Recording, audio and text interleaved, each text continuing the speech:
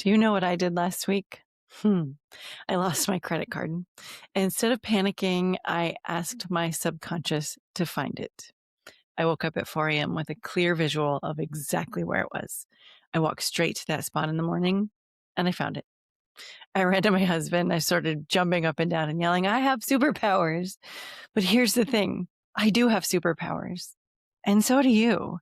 Most of us have just spent years learning not to listen to ourselves to understand what are those superpowers. Today, we're talking about vulnerability, not the kind that makes you cringe, the kind that actually sets you free. So stick around. My friend, not broken, disconnected. That's what I keep coming back to, because most of us are walking through life thinking that we need to fix ourselves, do more, be better, when really we've just gotten disconnected from who we are. Welcome to Mindset Medicine. I am Dr. Tanya Berfield, speaker, mindset strategist, and someone who believes that real change happens when we bring together science, soul, somatics, and a dash of hippie woo. This podcast is all about coming back to yourself, about learning how to know yourself, trust yourself, align your life, and lead with confidence, integrity, and real power. Some weeks, it's just you and me, diving into mindset shifts, nervous system work, and the patterns that keep us stuck in overthinking, overfunctioning, and burnout. Other weeks, I'm sitting down with people who are doing something just a little bit better than we are, whether that is leadership, parenting, money, health, or just how they're showing up in their lives. Not because they have it all figured out, but because they have found something that works, and we get to learn from that.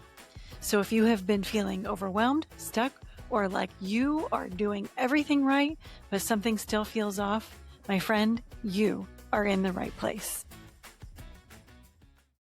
I want to start with a reframe because most of us were taught that vulnerability is weakness, that showing the unfinished, uncertain, struggling version of ourselves is something to be managed or hidden, and most certainly not to be broadcasted for the world to see.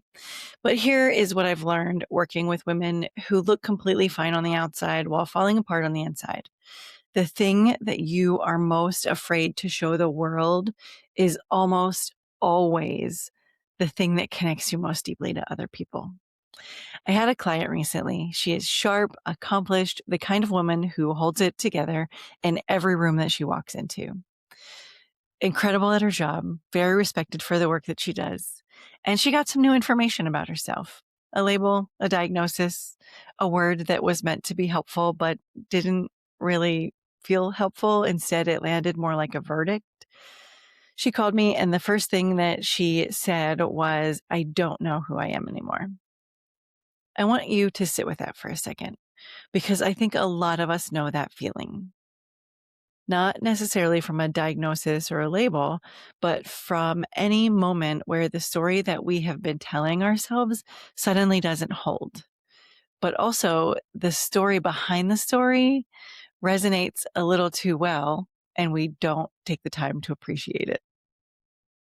For her, the shame spiral started immediately. Immediately, she began questioning everything, her strengths, her intellect, her ability to keep up, to contribute, to lead, all of it called into question by one word. And what I told her, what we all need to understand to our core is this.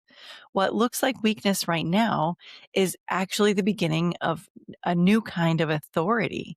It becomes your superpower. Here's what I've watched play out, not only in my own life, but also for my clients. The wound becomes the medicine. Listen up. I need you to hear me loud and clear on this one. The wound becomes the medicine every single time. Think about the incredible women that I've interviewed on this podcast. 99% of the time, and me included, the work that they are doing is based on experience that they had, that we had, on our ability then to move through that experience. Think about the woman who struggled with anxiety for years and then became the coach who knows exactly how to sit with someone in their panic without flinching. The leader who was told that she was too much becomes the speaker who finally gives other women permission to take up space. The woman who got the diagnosis, the label, the verdict, she becomes the one who can walk into a room full of people who feel unseen and can now say, I see you. I know what this feels like. And here's what I know about getting to the other side. But only if she's willing to stop hiding it. This is the vulnerability. This is what I told my client. Your brain works differently. Okay, that's not a defect. That's a different kind of intelligence. And once you learn how to navigate it, to harness it, once you stop fighting yourself and start working with yourself, you don't just survive this. You lead with it. You become the authority because you lived it. The polished version of us is completely unforgettable. The real version of us is magnetic. And I say this with full self-awareness because I am someone who spent years being very good at looking fine. I have a doctorate. I have certifications. I have a title that sounds very official. And I also ask my subconscious to find my credit card at 4:00 in the morning. I have crystals on my desk, maybe even behind the door. And I talk to my dreams. All of those things are true. That's the point. Okay. You know that I don't just tell you something and then send you on your way. So I want to give you something that you can use to work with this. So use it today, come back to it whenever you need to, because information without integration is just noise. We don't need more noise. We need integration. So we're going to do a short EFT tapping sequence that is specifically designed to release the shame and open you into your authentic power. This is appropriate whether you are holding something about yourself that you've never said out loud, whether you're simply carrying the weight of performing okayness when you're not even close to being okay. So this is what I want you to do. I want you to get comfortable. You can be seated. You can be standing. If you're driving, listen in, but save this part for later. We're going to tap on 8 different points. I'm going to walk you through each one. If you are watching, I will demonstrate for you. So it doesn't matter which hand you use, but with 2 fingers, you're going to hit the karate chop point at the side of your hand, and you're going to tap it just very lightly with those 2 fingers. And you are going to say, so we're tapping, even though I have been hiding parts of myself, even though there are things I am ashamed of or uncertain about, I deeply and completely accept myself. Keep tapping on your karate chop. Even though I have been performing okay when I am not okay, I choose to give myself permission to be exactly where I am. Even though vulnerability feels dangerous, I am open to the possibility that is actually my greatest strength. And now I want you to move right up to your eyebrow point. Slightly tap. Take a nice deep breath. Repeat after me. This shame I've been carrying side of your eye, this story that something is wrong with me under your eye, this exhaustion from performing under your nose.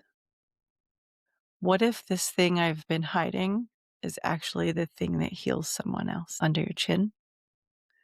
What if my realness is more powerful than polish?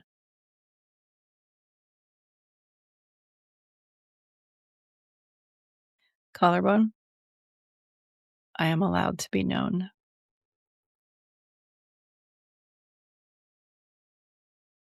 Under your arm, you can use your whole hand here. I am allowed to be seen. Top of head. I choose to trust the vulnerable version of me is also the most powerful version of me.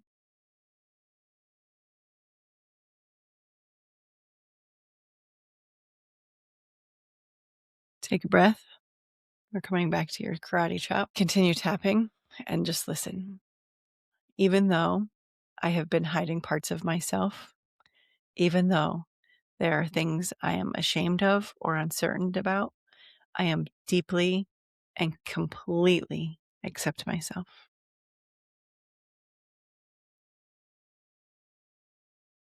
Even though I have been performing okay when I'm not okay, I choose to give myself permission to be exactly where I am.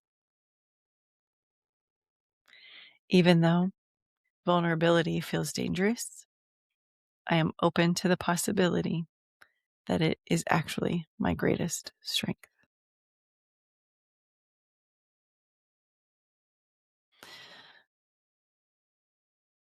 Eyebrow point. Repeat after me. This shame I've been carrying. Side of eye. This story that something is wrong with me. Under your eye. This exhaustion from performing. Under your nose. What if this thing I've been hiding is actually the thing that heals someone else? Chin. What if my realness is more powerful than my polish? Collarbone. I am allowed to be known.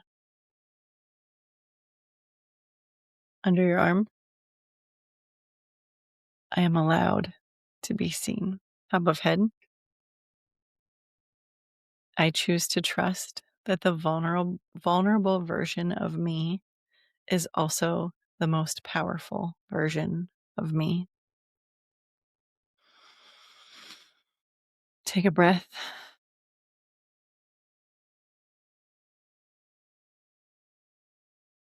Back to your karate chop one more time. We're going to do one more round. So back to your karate chop and just listen to this part. Even though I have been hiding parts of myself, even though there are things I am ashamed of or uncertain about, I deeply and completely accept myself. Even though I have been performing okay when I am not okay, I choose to give myself permission to be exactly where I am. Even though vulnerability feels dangerous, I am open to the possibility that it is actually my greatest strength. Eyebrow point. This shame I've been carrying. Side of eye. This story that something is wrong with me. Under eye. This exhaustion from performing. Under nose. What if this thing I've been hiding is actually the thing that heals someone else?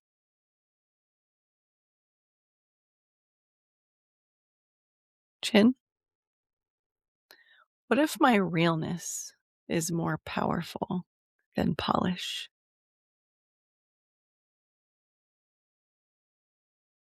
Collarbone. I am allowed to be known. Underarm. I am allowed to be seen. Top of head. I choose to trust that the vulnerable version of me is also the most powerful version of me. Excellent. Take a nice deep breath.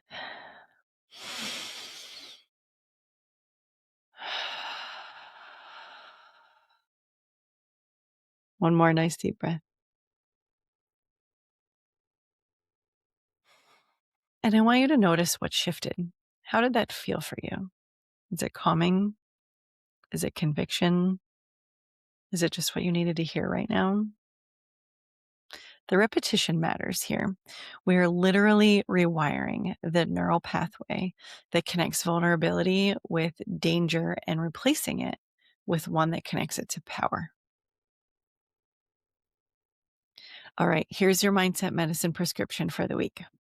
Tell one true thing to one safe person, not performance of vulnerability, not strategic oversharing, just one real thing, something that you have been carrying quietly.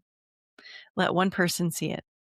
If you want me to be that person, DM me, email me. I would love to be your safe space. And then after you do that share, I want you to notice what happens. Because in my experience, in my client's experience, and in the research that backs all of this up, though that moment of being seen without falling apart changes something. It teaches your nervous system that vulnerability is survivable. And then it starts to become something else entirely. It starts to become your superpower. My client is still in the process. She's still learning. But she told me something last week that I want to leave you with. She said, I think this is the first time I've actually liked myself without needing to be impressive first. That's the whole thing. That's the whole prescription. Thank you so much for being here today. Thank you for doing the work, for taking care of yourself, and for recognizing what you need. This is not easy, and you are not alone. If this episode landed for you, share it with a woman who looks fine, but is not. She will know why. And if you want to go deeper, there are a couple of things you can do. You can come find me on Substack. So at substack.com at Dr. Tanya Berfield.